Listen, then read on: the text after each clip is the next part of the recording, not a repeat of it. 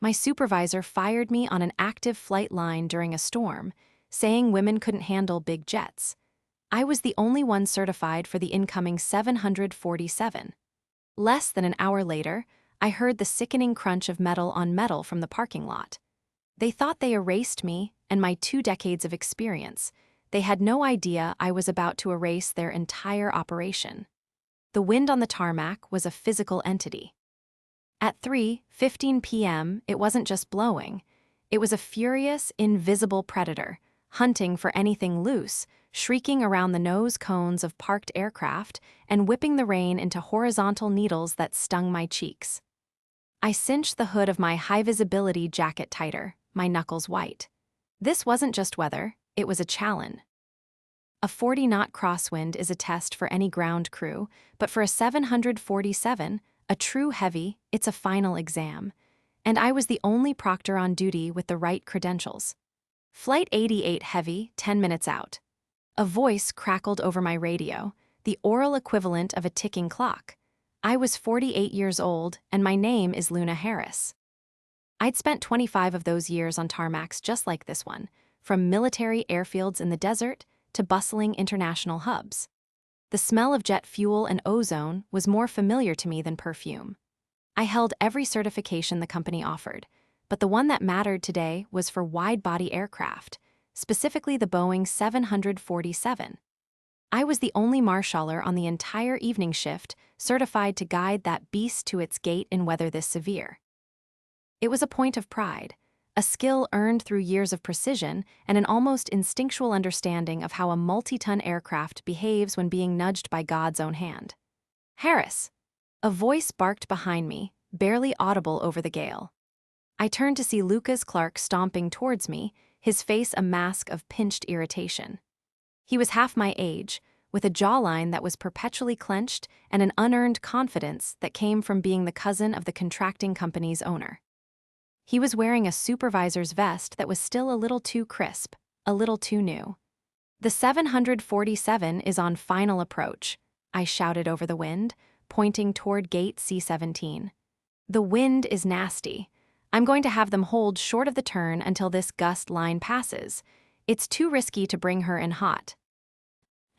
Lucas scoffed, a sound I had come to despise.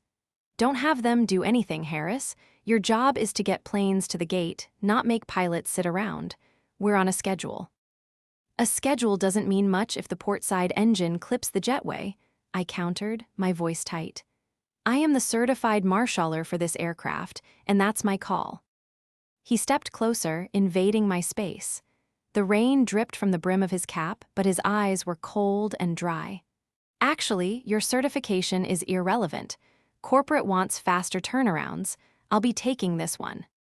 I stared at him, bewildered. "You'll be taking it. Lucas, with all due respect, you're not rated for a 747 in high wind conditions. It's a completely different animal." He smirked, and the full force of his arrogance hit me harder than the wind. "I'm the supervisor. My rating is I'm in charge." He then leaned in, lowering his voice to a conspiratorial venom. "Look, let's be honest, Luna. This is a job for men. You can't have the delicate touch needed for the little planes and the brute strength for the heavies. It's just biology." He patted my shoulder in a condescending gesture that made my skin crawl. "Go take your break. I've got this." I didn't move. Every instinct, every fiber of my professional being screamed that this was a catastrophically stupid decision. This wasn't about strength, it was about finesse. It was about reading the wind, the aircraft's momentum, the pilot's slight corrections. It was a dance, and he was trying to lead with 2 left feet. "Lucas, don't do this," I said, my voice low and serious. "You are putting that crew, that aircraft, and this airport at risk." "Is that a threat?" He snapped, his bravado wavering for a split second. "It's a fact," I replied. The air between us crackled with a tension that had nothing to do with the stormy atmosphere. My heart was pounding, a frantic drum against the roaring symphony of the wind and the distant whine of Flight 88's engines on their final approach. My younger colleague, David Robinson, was nearby, pretending to check the chocks on a baggage cart, but I knew he was watching. his shoulders hunched against the rain and the brewing confrontation. "I am the supervisor on this flight line, Harris," Lucas spat, his face contorting with fury. "You don't tell me what to do. You've had a problem with my authority since day one." "I've never had a problem with authority, Lucas," I said, keeping my voice level despite the anger coiling in my stomach. "I have a problem with incompetence. And right now, your ego is writing a check that this entire airport is going to have to cash. You are not qualified to park that plane." That was the final straw for him. The flimsy veneer of his authority shattered, revealing the insecure boy underneath. His face went from red to a pale, waxy white. "That's it. You're done," he said, his voice trembling with rage. "You're fired." The words hung in the air, seemingly sucked into a vacuum as the wind howled around us. Fired, here, now. After 25 years of flawless service, I was being fired by a kid in a new vest because I wouldn't let him play with a toy that was too big for him. "You can't be serious," I said, a humorless laugh escaping my lips. "Oh, I am dead serious," he sneered, puffing his chest out as if he'd just won a great victory. "Insubordination. Endangering the operation by questioning a supervisor's direct order. I've got 3 other guys who will back me up." He glanced around, but the other ground crew members were suddenly very busy, their heads down, avoiding his gaze. David Robinson looked at me with wide, panicked eyes before quickly looking away. "Give me your badge and your vest," Lucas demanded, holding out a hand. For a moment I just stared at his outstretched palm. Disbelief warred with a cold, creeping reality. This was actually happening. In the middle of a storm on the edge of the tarmac with a 400-ton aircraft about to land. The absurdity of it was staggering. I slowly, deliberately unzipped my rain-slicked vest, the one I had worn for thousands of shifts. It felt like I was shedding a layer of my own skin. I pulled the lanyard for my security badge from around my neck. The plastic card, bearing my smiling face from a decade ago, felt impossibly heavy. I slapped them both into his hand. "You have no idea what you're doing," I said, the words tasting like ash. "I know exactly what I'm doing." "I'm removing a disruptive element," he said, already turning his back on me as if I had ceased to exist. "Security will escort you from the property." But there was no security escort. There was just me, standing in a simple shirt and work pants, exposed to the full fury of the storm. The high-visibility yellow that had been my uniform, my protection, was now in his hand. I was a civilian on an active flight line. I gave one last look toward Gate C-17, where the jetway stood waiting like a giant metal claw. Then I turned and began the long, humiliating walk back toward the terminal, each step feeling like a betrayal of the pilots I was supposed to be protecting. The walk of shame across the tarmac felt like miles. The wind, no longer just a professional challenge, became a personal enemy, shoving me, trying to trip me with every step. My clothes were soaked through in minutes, and a deep, penetrating chill set in that had nothing to do with the temperature. It was the chill of shock, of a career being abruptly and unjustly extinguished. I could feel the eyes of the other ground crew members on my back, a mixture of pity and fear. They knew Lucas was wrong, but they also knew who signed their paychecks.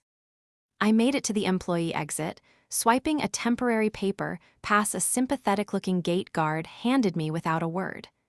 The transition from the open, roaring expanse of the airfield to the sterile, quiet corridor of the employee wing was jarring. The world kept moving. Baggage handlers zipped by on carts, flight attendants hurried toward their gates, and none of them knew that my world had just ground to a halt. I didn't head for the main terminal. Instead, I cut through a service tunnel that led to the employee parking lot, a place I had walked 1,000 times on autopilot. At 4:05 p.m., I was standing by my beat-up 15-year-old sedan, fumbling for my keys with numb fingers. The rain had lessened to a steady, miserable drizzle. The parking lot was on a slight rise, offering a panoramic, if partially obstructed, view of the terminals. My eyes were drawn, as if by a magnet, to Gate C-17. Through the forest of light poles and support structures, I could see the distinctive high-arching silhouette of the 747. The queen of the skies. She was there. Lucas had gotten her to the gate block. For a fleeting second, a wave of relief washed over me. Maybe I was wrong. Maybe the kid had somehow pulled it off. Maybe his raw, dumb luck had held, and then I heard it. It wasn't a loud explosion like in the movies.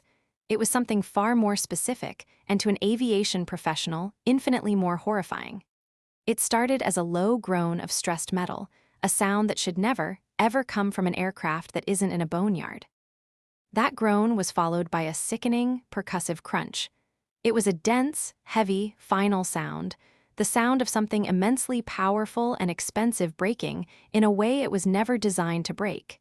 It was the sound of my worst fears being realized. My head snapped up. From my vantage point, I saw the 747 lurch to a sudden stop. Its massive wing, the one on the port side, was unnaturally close to the jetway structure. The navigation light at the wing's tip, which should have been a good 15 feet clear, was gone. In its place, I could see twisted metal.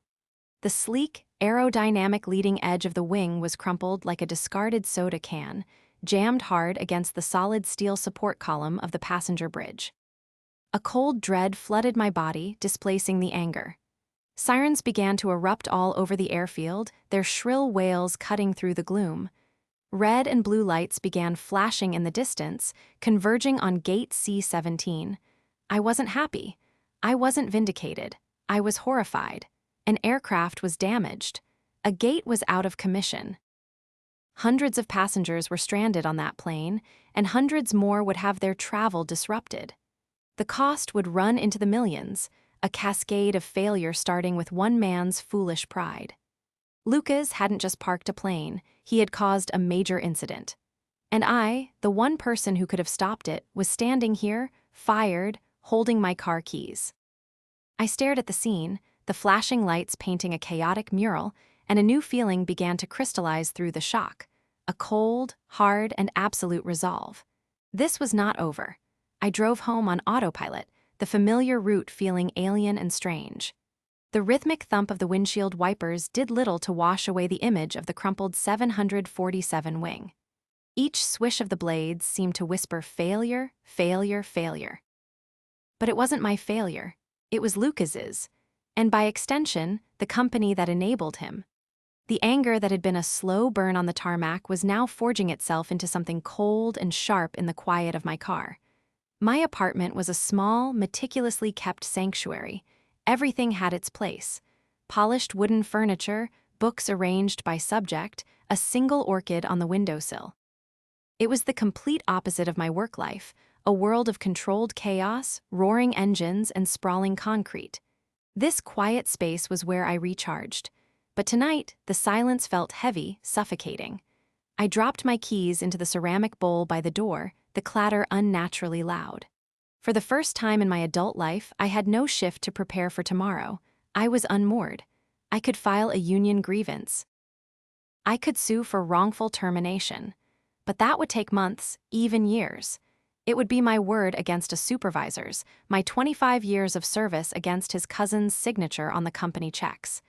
They would bury me in paperwork, bleed me dry with legal fees, and paint me as a disgruntled employee. I needed more than just a case. I needed a weapon. I needed leverage that they couldn't ignore. My mind raced through my contacts, a mental Rolodex of pilots, mechanics, and air traffic controllers. But I needed someone outside the system, someone who could look in without fear of reprisal. And then, a name surfaced from the deep archives of my memory. A name attached to a story I rarely told. Leo Petrocelli. I went to my old roll-top desk and pulled out a small, worn wooden box filled with business cards from decades past. I sifted through them, the flimsy cardboard rectangles a testament to a long career. And there it was, near the bottom. The card was simple, off-white, with slightly faded blue ink. Leo Petrocelli, FAA. Below it was a handwritten number. It had been at least 10 years since the incident, since the day I'd grounded a regional jet for a hairline fracture on a turbine blade I'd spotted during a walk-around. The airline was furious about the delay, but the subsequent investigation found catastrophic metal fatigue. Leo had been the lead FAA investigator assigned to the case. He later told me in a quiet, gravelly voice that he had been scheduled to deadhead on that exact flight. He called it a life debt. I'd always brushed it off as an overstatement, but he was deadly serious. I stared at the number, my heart thudding. It was time to make the call. I dialed, and it rang 4 times before a gruff, sleepy voice answered. "Yeah." "Is this Leo Petrocelli?" I asked, my own voice sounding thin. "Who's asking?" The tone was suspicious, guarded. "My name is Luna Harris. We met about 10 years ago, the investigation into the—" "I know who you are," he cut in, his voice instantly changing. The gruffness was still there, but it was now laced with a sharp focus. "The RJ at O'Hare, the turbine blade. What's wrong, Luna?" "You don't strike me as the type for social calls." "I was fired today, Leo," I said, the words coming out in a rush. "And there's been an incident, a big one. I need help, the kind of help I think only you can give." There was a pause on the line, and I heard the sound of a chair creaking, of someone sitting up and paying attention. "Tell me everything," Leo said, his voice now the calm, steady instrument of a seasoned investigator. "And don't leave out a single detail." My conversation with Leo lasted for nearly 2 hours. I recounted the entire day, starting with the weather forecast and ending with the sound of crunching metal from the parking lot. I detailed every word of my conversation with Lucas, his condescending tone, the exact phrase, "This is a job for men," and his reckless dismissal of my warnings. I was a trained observer, and I gave him a report as precise as any I would have filed for an official incident. Leo listened without interruption, his silence a canvas on which I painted the whole ugly picture. When I finished, he finally spoke. "Okay, Luna, here, what happens now. You don't talk to anyone from the company. Not HR, not your old coworkers, and especially not Lucas or his cousin, Jessica. They're going to try to get you to sign something, probably an NDA with a severance package. Don't touch it. Let them sweat." The next morning at 9:00 a.m. sharp, the investigation began. Leo, operating from his home office 3 states away, became a phantom pulling on the digital and bureaucratic threads of the airport authority. He started with the basics, things that were public record if you knew where to look. He called me an hour later. "First thread pulled," he said. "I have the official METAR and TAF weather reports for the airport yesterday. The data is clear. Sustained crosswinds of 40 knots, with gusts up to 55 knots between 3:30 and 4:00 p.m. That's not just unpredictable wind shear, as the initial report claims. That is a documented, severe weather event that requires specific certification for wide-body ground handling." He was already dismantling their narrative. They were blaming the sky, but Leo was proving the weather wasn't a surprise, it was a known quantity. By lunchtime, he had another update. I got a copy of the initial AOR, the Airport Operations Report, filed by the contracting company. Guess whose name isn't on it as the marshaller? "Lucas Clark," I said, a knot tightening in my stomach. Bingo! They listed the marshaller as J. Smith, which is the aviation equivalent of John Doe. They're already hiding him. They know he was the cause. The report also conveniently omits that the primary certified marshaller for that aircraft was terminated minutes before the incident. "So they're covering it up," I stated. It wasn't a question. "Like a cat burying a dead mouse in the garden," Leo confirmed.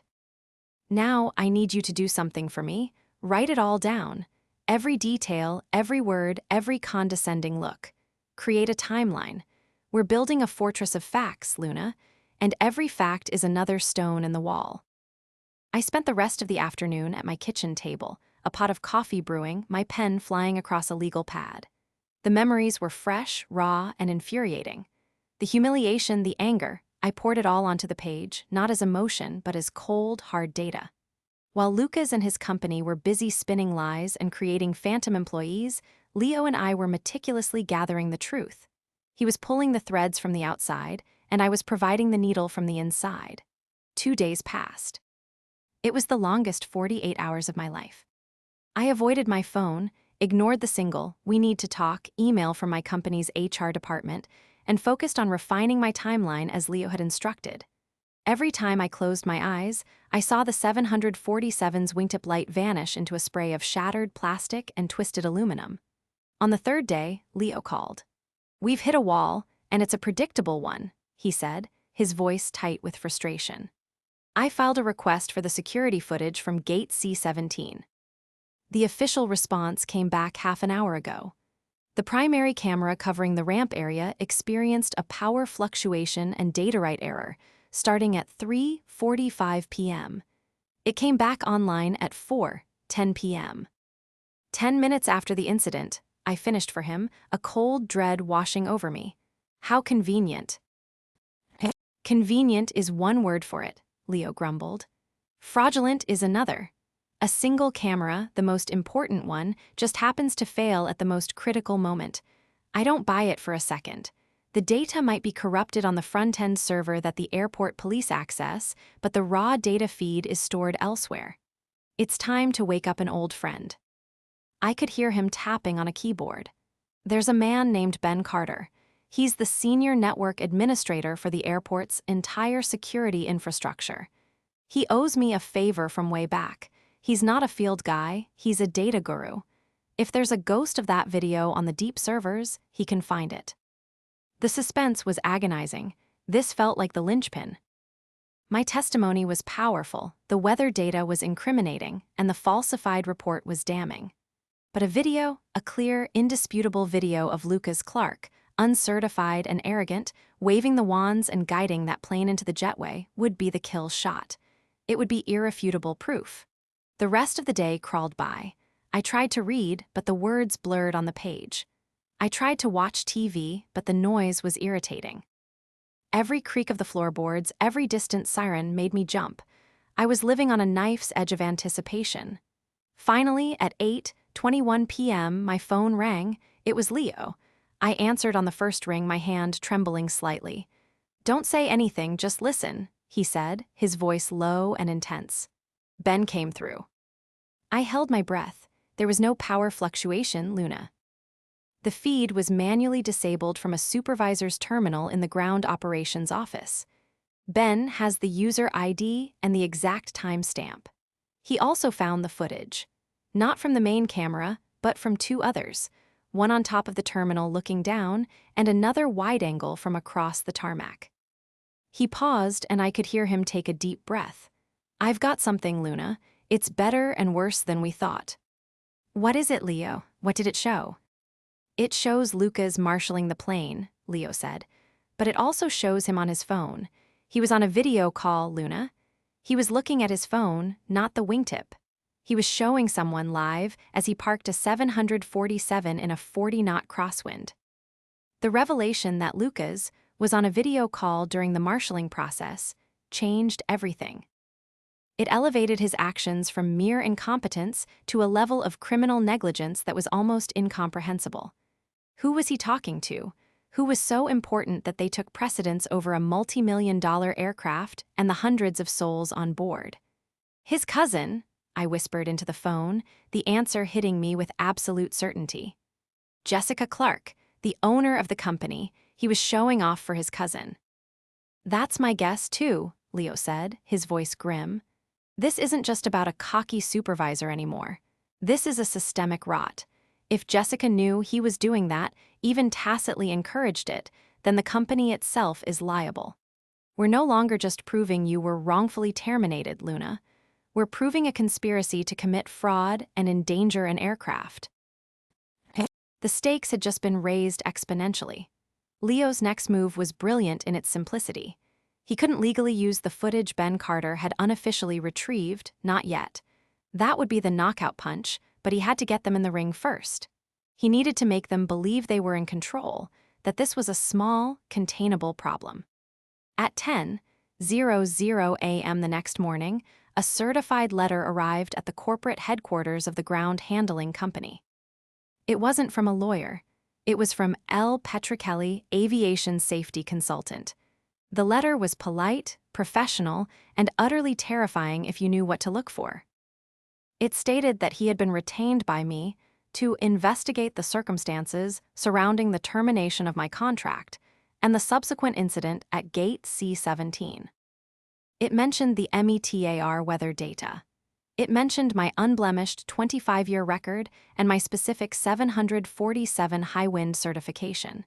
It pointedly asked for the name and qualifications of the marshaller who took over for me. It was a letter full of carefully worded questions that Leo already knew the answers to. It was a trap, baited with their own lies. The effect was immediate. The whispers started. David Robinson, my young colleague who had witnessed the firing, called me that evening from a blocked number. His voice was shaky. "Luna, are you there? I can't talk long," he stammered. "They're panicking." Micah Wright, the airport GM, was in the office with Jessica Clark all afternoon. There was a lot of yelling. "What are they saying, David?" I asked, keeping my voice calm. "They're trying to build a case against you. They're saying you were insubordinate and erratic, that you abandoned your post. They're telling everyone that Lucas is a hero who stepped up in a crisis." It was exactly what Leo predicted. They were doubling down on the lie. "But that's not all," David continued, his voice dropping lower. "People are talking about the video, not the security video. The one Lucas was making. Word is he sent it to a few of the other guys to brag. They're all deleting it, scared out of their minds. Jessica is telling everyone to lawyer up and shut up." This was the break we needed. The whispers were proof that the video existed, that it had been disseminated. Lucas's arrogance had created a dozen loose ends, and his cousin was frantically trying to tie them up. "David," I said, my voice firm. "Thank you. Stay safe. Don't do anything that puts you at risk." "They destroyed a good woman's career, Luna," he said quietly before hanging up. "It wasn't right." I immediately relayed the information to Leo. A grim satisfaction entered his voice. He sent it to his friends. Of course, he did. An ego that big needs an audience. They think they can delete it, but they can't. Nothing is ever truly deleted. Now I know who to lean on. The whispers had given him a target list. The official inquiry was scheduled for the following Tuesday. It wasn't a courtroom, but a sterile, wood-paneled conference room at the airport administration building. The air was thick with the smell of stale coffee and anxiety. On one side of the massive oak table sat Jessica Clark, looking impeccable in a power suit that probably cost more than my car. Beside her was a slick, pinstriped lawyer and a pale, fidgety Lucas Clark, who refused to make eye contact with me. On my side, there was just me and Leo. He had flown in the night before. In person, Leo the ghost, Petrocelli, was a short, unassuming man in his late 60s with kind eyes that missed nothing. He wore a rumpled tweed jacket and held a worn leather briefcase. They looked at him and saw a retired old man. They had no idea they were looking at their executioner. The meeting was chaired by Micah Wright, the airport's general manager. He was a man who prized smooth operations and positive press above all else, and this incident had given him neither. His face was a mask of stern neutrality, but I could see the stress in the tight set of his jaw. Jessica's lawyer began, his voice a smooth, condescending drone. He painted me as a disgruntled employee, resistant to change and new management. He claimed I had a history of questioning authority, and that my actions on the day in question constituted a willful abandonment of duty.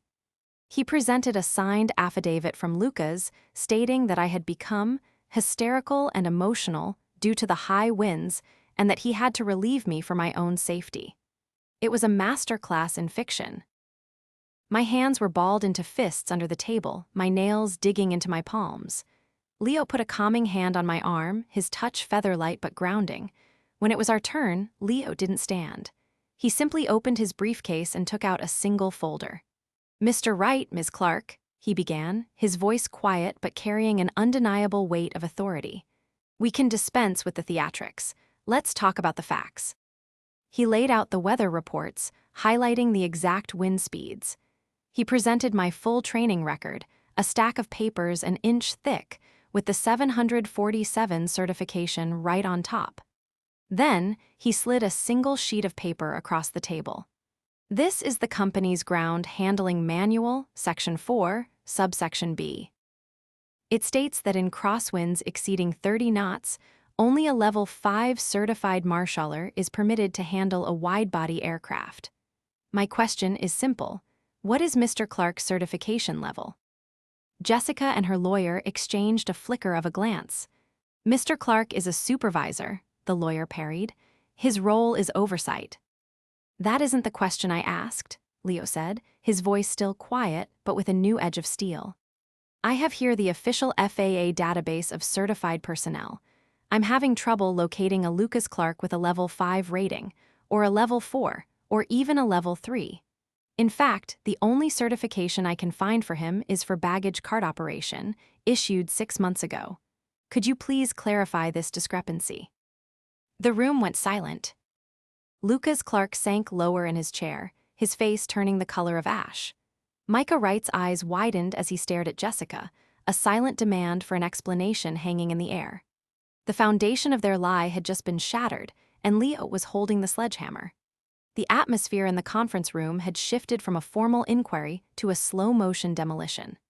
Micah Wright, the airport GM, looked from the damning certification report in his hand to Jessica Clark, his expression hardening. The pinstriped lawyer, who had been so smooth and confident moments before, was now shuffling papers with a frown, his playbook suddenly obsolete. "Ms. Clark," Micah said, his voice dangerously low. "Perhaps you'd care to explain why an uncertified baggage cart operator was marshalling a 747 in a gale force crosswind." Jessica, to her credit, didn't flinch. "It's a clerical error," she said, her voice tight but even. "Lucas's certification paperwork from his previous employer was delayed in the transfer. He has years of experience." "Does he?" Leo interjected softly, leaning forward. "Because his employment record shows he was a rental car agent before you hired him 6 months ago." Checkmate, the lawyer winced. Lucas looked like he was about to be physically ill. Leo let the silence hang for a beat before continuing. "But let's, for a moment, accept the fiction that Mr. Clark is an experienced professional who simply fell victim to a paperwork error. A hero, as his affidavit claims, who stepped up in a crisis. I'd like to understand his heroic methods." Leo reached back into his briefcase and pulled out a small digital voice recorder. "Mr. Clark, in your sworn statement, you claim Ms. Harris was hysterical. Yet, my client states that her final words to you on the tarmac were, 'You have no idea what you're doing.' Is that an accurate quote?" Lucas stared at the recorder as if it were a snake. I don't recall the exact words," he mumbled.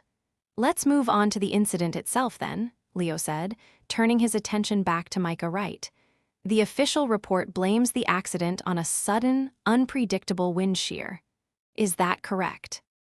"That is the preliminary finding," Micah confirmed, choosing his words carefully. "I see." Leo nodded slowly. "So, this sudden gust of wind was so powerful, so localized, that it only affected the portside wing of a 400-ton aircraft, pushing it sideways a full 20 feet while the rest of the plane remained perfectly on its line. That's not a wind shear, Mr. Wright. That's a poltergeist." The lawyer stood up abruptly. "This line of questioning is speculative and insulting. We are here to discuss a personnel matter, not to engage in amateur meteorology." "You're right," Leo said, clicking his pen. "Let's get back to personnel. My final question is for you, Mr. Clark." He fixed his gaze on Lucas, and for the first time, the young man was forced to look up. Leo's kind old man persona had vanished, replaced by an inquisitor's cold fire. "Who were you on the phone with when you hit the jetway?" The color drained completely from Lucas's face. He shot a terrified, desperate glance at his cousin. Jessica's mask of composure finally cracked. A flicker of pure panic flashed in her eyes. "That's an outrageous accusation." The lawyer boomed, trying to regain control. "Is it?" Leo asked calmly, his eyes never leaving Lucas. "Because multiple witnesses saw you. They saw you dividing your attention between the aircraft and your phone. We know you were on a video call. We know who you sent that video to afterward to brag. So, I'll ask you again, Mr. Clark. Who was so important that you were willing to risk a $100 million aircraft and the lives of 400 people just to impress them?" Lucas started to tremble. He opened his mouth, then closed it, looking at his cousin as if begging for permission. The rat was cornered, and he was about to chew through the cage. The silence in the room was a living thing. It was thick, heavy, and suffocating. Lucas Clark looked like a man standing on a gallows, the rope already around his neck. His eyes darted between his cousin, her lawyer, and the unblinking gaze of Leo Petrocelli. I need some water," Lucas stammered, his hand shaking as he reached for a glass. "My client has nothing further to say," the lawyer announced, standing up and gathering his papers. "This inquiry is clearly a witch hunt based on unsubstantiated rumors." "Sit down," Micah Wright commanded, his voice carrying the full authority of the airport's general manager. He wasn't speaking to Leo or me, he was speaking to the lawyer. "This inquiry is now an official investigation into gross negligence and potential fraud on airport property, and your client isn't going anywhere." The lawyer slowly sat back down, his face a thundercloud. All eyes returned to Lucas. Leo didn't press. He just waited. He had set the trap, and now he was letting the silence do the work.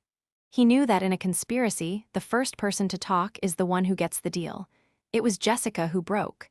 She must have seen the weakness in her cousin's eyes, the complete collapse of his bravado. She leaned over and whispered something fierce and urgent into his ear. I couldn't hear the words, but the message was clear: keep your mouth shut. But it was too late. The fear in Lucas's heart was now greater than his loyalty. He looked at me, a flicker of something, maybe shame, maybe just desperation in his eyes. "It was just for a second," he blurted out, the words tumbling out of him in a desperate rush. She just wanted to see. She'd never seen a heavy being parked up close. Micah prompted, leaning forward.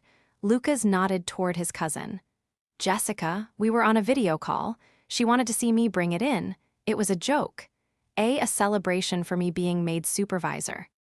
A collective, silent gasp seemed to be sucked from the room. Jessica Clark closed her eyes, her face a pale, stoic mask. Her deniability, her entire defense, had just been vaporized by her own blood. "So, to be clear," Leo said, his voice meticulously neutral as if he were taking a simple statement.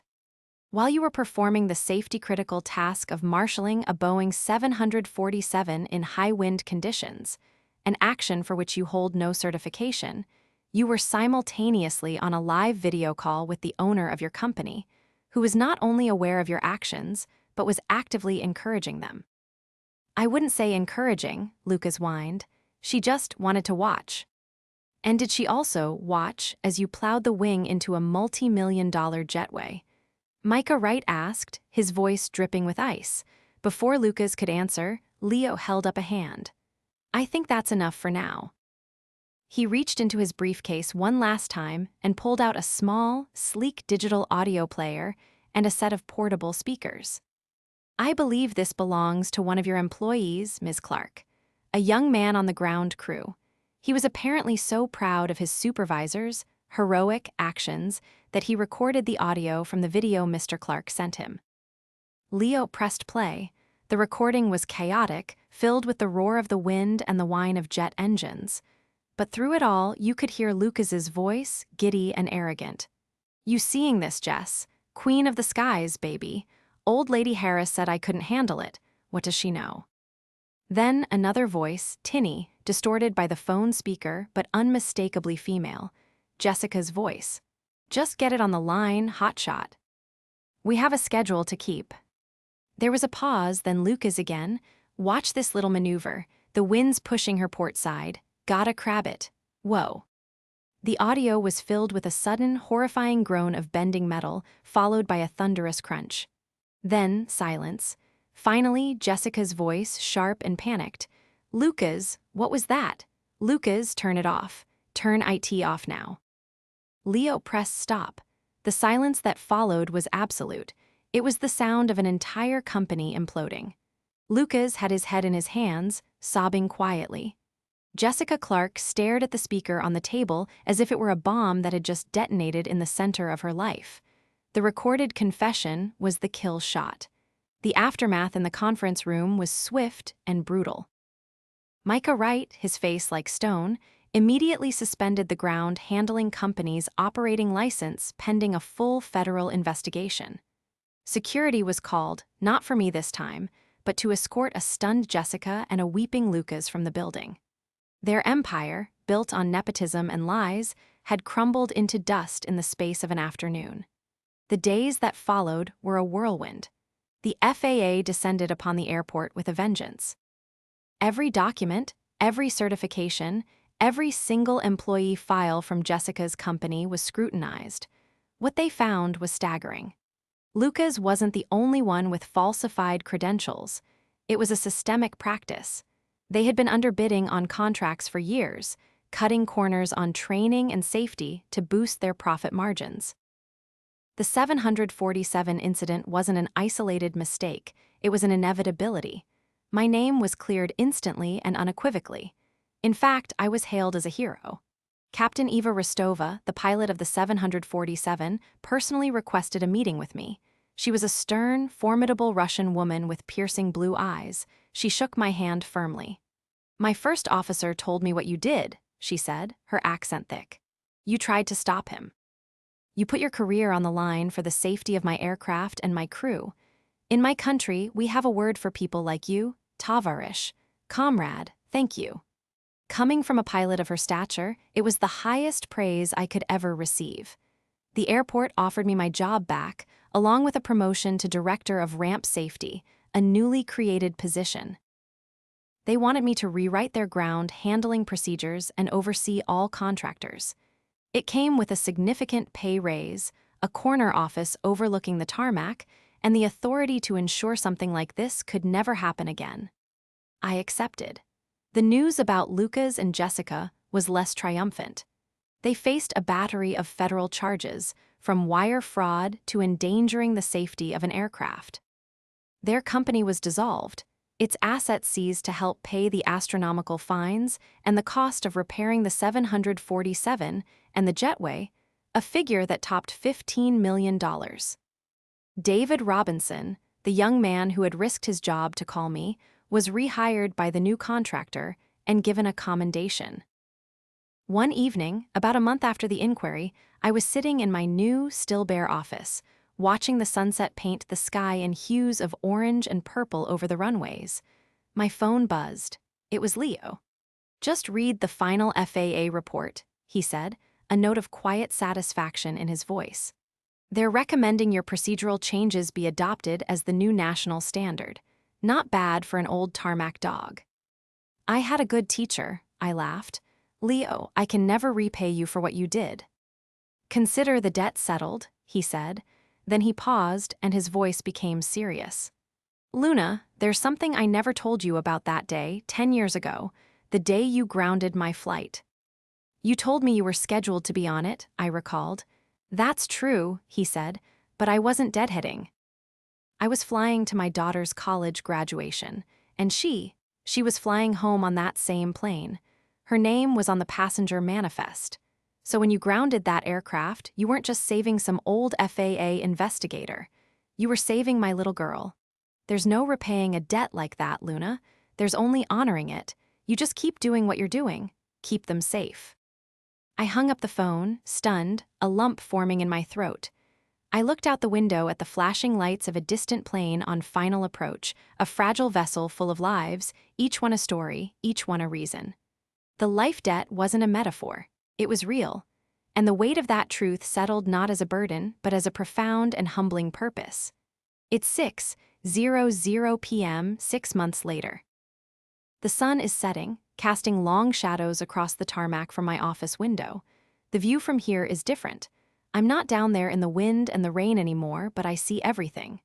I see the ballet of baggage carts, the precise pushback of an Airbus, and the marshaller guiding it, a young woman whose certification I personally signed off on last week.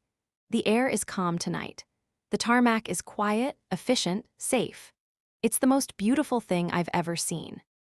My desk is clear, save for a framed photo of my team and a single, perfect orchid that Leo sent me. The quiet in my life is no longer heavy, it's peaceful. This ordeal taught me more than I ever thought possible. If you're listening to this and my story resonates with you, I want you to understand the lessons I had to learn the hard way. My biggest mistake was my silence. I saw Clark's arrogance and incompetence for months, but I tolerated it.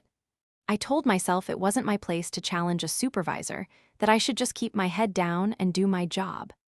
I ignored the screaming red flags because I didn't want to make waves. But in a safety-critical environment, waves are necessary. Silence in the face of incompetence is not professionalism, it's complicity. I learned that your experience, your gut instinct, is a valid and vital tool. It's your duty to use it, even when it's uncomfortable. So, here is my advice. Do not ever let someone's title intimidate you into ignoring your own expertise. A fancy vest doesn't grant competence. Trust, but always verify.